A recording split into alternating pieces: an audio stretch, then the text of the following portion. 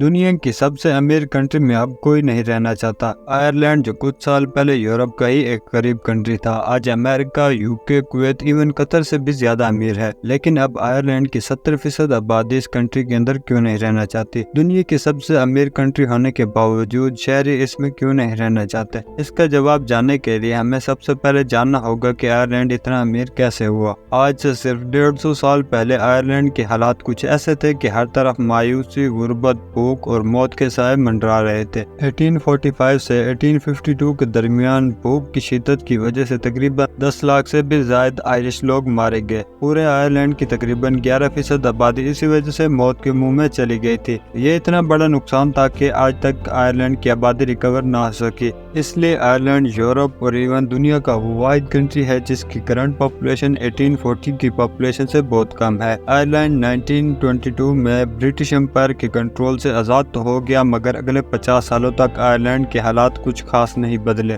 پھر 1973 میں Ireland European economic committee کا ممبر بن گیا اور یہاں پر آئرلینڈ کو اپنے حالات بدلنے کے لیے ایک اپرچونٹی نظر آئی۔ بیسیکلی اس کمیونٹی کا ممبر ہونے کا مطلب تھا کہ آپ سارے ممبر کنٹریز کو اپنا مال بھیج سکتے ہیں اور آپ کو صرف ایک کنٹری میں ٹیکس دینا ہوگا۔ آئرلینڈ کی لیڈرشپ نے سوچا کیوں نہ اس لا سے فائدہ اٹھایا جائے۔ آئرلینڈ نے اناؤنس کیا کہ یورپ میں بزنس کے لیے آنے والی کمپنیز آئرلینڈ میں اپنا سیٹ اپ کر سکتی ہیں اور ان سے بہت کم ٹیکس لیا جائے گا، بلکہ گورنمنٹ انہیں سبسڈیز بھی دے گی اور بہت ہی سستی قیمت پر آفیسز کے لیے زمین بھی دی جائے گی۔ اس اناؤنسمنٹ کے بعد بڑی بڑی کمپنیز اپنے ہیڈ آفیسز اور آپریشنز آئرلینڈ میں شفٹ کرنے لگی۔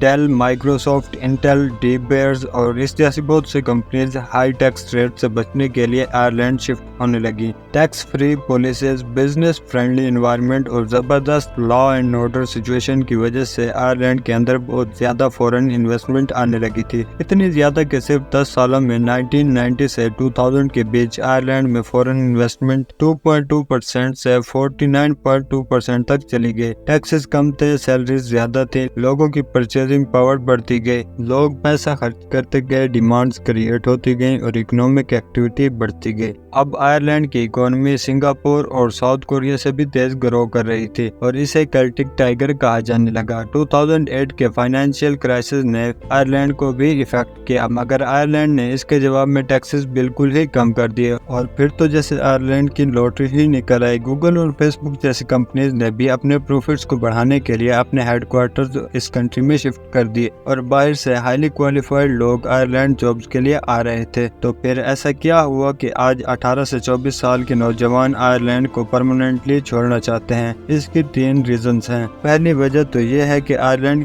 ریئلٹی میں اتنا امیر نہیں جتنا کہ اس کا جی ڈی پی دیکھ کر لگتا ہے کہ وہ دنیا میں سب سے آگے ہے، اور اگر دوسری طرف دیکھیں تو آئرلینڈ کا ایک اور روپ ہمیں نظر آتا ہے۔ آئرلینڈ کے اسٹیٹسٹکس جی ڈی پی سے میچ نہیں کرتے۔ جی ڈی پی کے مطابق تو آئرلینڈ بہت زیادہ امیر ہے، مگر جب بات کی جائے اسٹینڈرڈ آف لیونگ کی تو اس میں آئرلینڈ بہت ہی پیچھے ہے۔ اس کی وجہ یہ ہے کہ آئرلینڈ کی G D P artificially inflated ہے، کیونکہ یہاں جتنی بھی اکنامک ایکٹیویٹیز جنریٹ ہوتی ہیں وہ فورن کمپنیز کی وجہ سے ہوتی ہیں، جو اینڈ میں اپنا سارا پروفٹ آئرلینڈ سے باہر لے جاتے ہیں۔ اسی طرح ان کمپنیز کے اندر زیادہ فورنرز ہی ورک کرتے ہیں۔ جتنی بھی ٹیک کمپنیز ہیں ان میں آئرش لوگوں کی بہت ہی کم تعداد کام کرتی ہے۔ آئرلینڈ کے زیادہ تر لوگ agricultural industry as a cashiers, as a salesmans یا پھر مائننگ انڈسٹریز میں کام کرتے ہیں۔ تو ظاہری بات ہے کہ ان تمام کمپنیز میں سیلریز ٹیک کمپنیز سے کم ہوتی ہیں۔ تو جہاں آئرلینڈ کی گورنمنٹ پوری دنیا میں یہ دکھاوا کر رہی ہے کہ وہ دنیا کی امیر ترین کنٹری ہے، وہیں آئرلینڈ کے لوگوں کی انکم اور سٹینڈرڈ آف لیونگ بہت سی یورپین کنٹریز سے نیچے ہے۔ اسی وجہ سے آئرش لوگ دوسری کنٹریز میں جانا چاہتے ہیں۔ اسی طرح آئرلینڈ میں دوسرا سب سے بڑا مسئلہ ہاؤسنگ کا ہے۔ آسٹریلیا اور کینیڈا کی طرح آئرلینڈ بھی ہاؤسنگ کرائسس سے گزر رہا ہے۔ آئرلینڈ کی ہاؤسنگ پالیسیز بہت ہی خراب ہے، جس کی وجہ سے ریئل اسٹیٹ کے لیے یہ جگہ پروفیٹیبل نہیں ہے، اور اس کا نتیجہ یہ ہوا ہے کہ آئرلینڈ میں گھروں کی سپلائی ڈیمانڈ سے بہت کم कम है, जिसने घरों की प्राइसेस को आसमान पर पहुंचा दिया है। घरों की शॉर्टेज की वजह से वहाँ हालात इतने खराब है कि डब्लिन में सिर्फ एक रेंट वाले घर को देखने के लिए लोगों की लंबी लंबी लाइंस लगी होती हैं। इसी तरह आयरलैंड का हेल्थ केयर सिस्टम भी ओवर क्राउडेड है, क्योंकि बहुत से अच्छे डॉक्टर अच्छी सैलरीज न होने की वजह से बैरून मुल्क चले जाते हैं और बकिया रह जाने वाले डॉक्टर्स पर इतना दबाव आ जाता है कि पेशेंट्स को महीनों तक वेटिंग लिस्ट में रहना पड़ता है। तो ओवरऑल आयरलैंड की सक्सेस स्टोरी आर्टिफिशियली इन्फ्लेटेड है, जो कि इसके जीडीपी फिगर पर डिपेंडेंट है।